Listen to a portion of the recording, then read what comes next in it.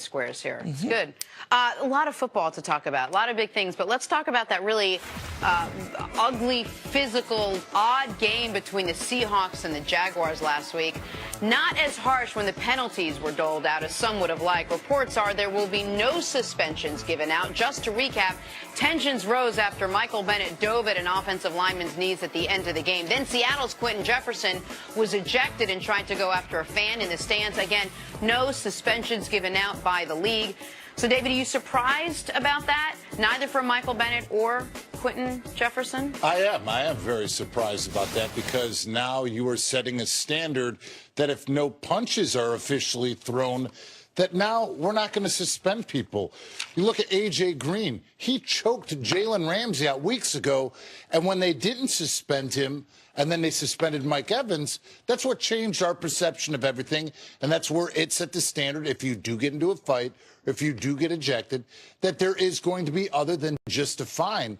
So for this to happen, number one, I'm not mad, because I realized what Micheal Bennett was doing. That's a clean play. Your offense just scored on a single play when you had Paul Richardson on the 61-yarder, on 2 plays to Tyler Lockett. So in that close of a game, you're coming to swipe for the football. Jacksonville Jaguars offensive line, that's just stupid on your part. You see that they're lined up going to tee off and try to come off on the football. That's your fault for being soft and not coming off and finishing the game.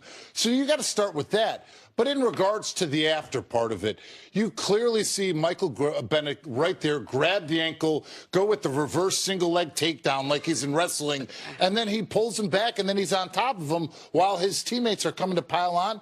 That's where the issue is the stuff after the snap. I had no issue with him going to swipe for the football, but this is completely uncalled for. This is the corner, and I don't necessarily disagree with what they did, but it's the corner the NFL painted themselves into with Rob Gronkowski.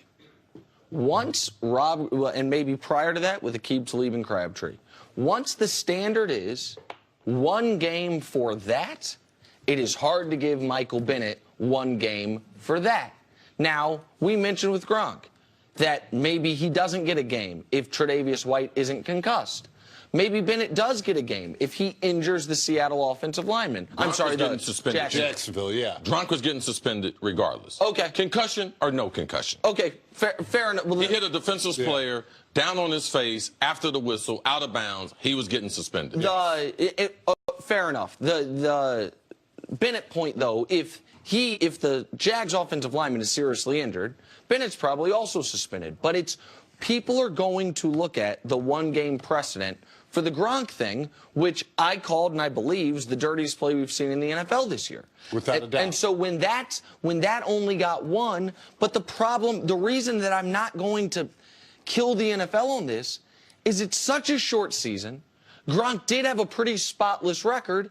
Are you going to take away an 1/8 of his season? A 1/5 of his season by suspending him 2-3 games? Like, that's the problem. So I don't know how you did it right. By the way, just quickly, I don't think Quinton Jefferson was ever on the board. He gets suspended. The question is Micheal Bennett for what you discussed, the after play where he grabbed and twisted and pulled. What happens, I know the center for Jacksonville. I actually coached him. I've been coaching. I coached him from the time he was 14 until the time he went to the University of Miami, Brandon Linder. He's a great football player, great individual, hard-nosed, plays the game the right way. He was snapping the ball to try to finish the game. He didn't give up. No. Now the left guard, the right guard. They didn't wedge in to protect him. Linder snapped the ball, and the guy tried to submarine him. He went right on top of him, exactly the way. There was no act in this melee that would cause the NFL to suspend a player. We've seen everything that's happened in this altercation happen before. Greg Schiano, Tampa Bay. Remember? Everyone criticized him about when they were running out the clock, and they were still playing full throttle, going up under people a lot like Seattle did. And who was one of those players? Micheal Bennett. Oh, yeah. So that right there, that didn't warrant a suspension. So we do have a precedent. All right, the player leaving the field. We've had other players leave the field. Now, if he had gone in the stands, he would have gotten suspended.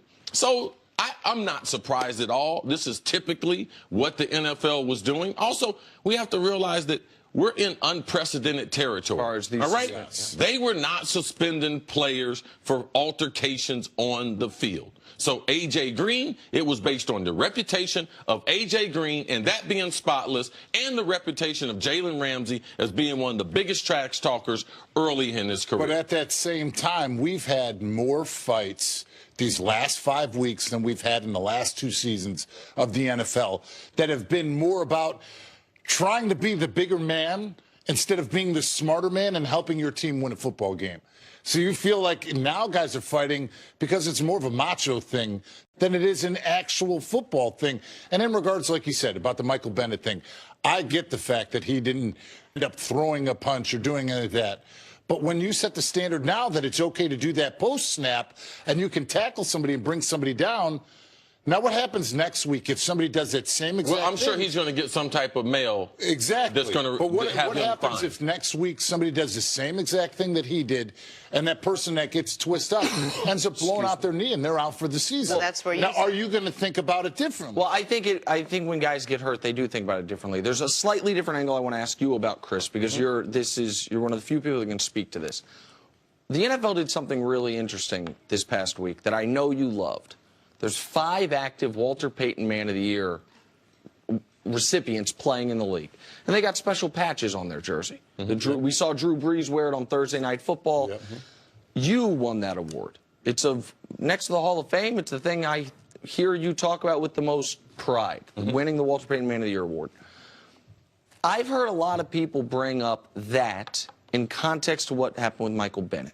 Micheal Bennett's the Seahawks nominee for Walter Payton Man of the Year. Yes, each team nominates a guy every year. You can only be nominated so many years before they take you off the list. So, okay.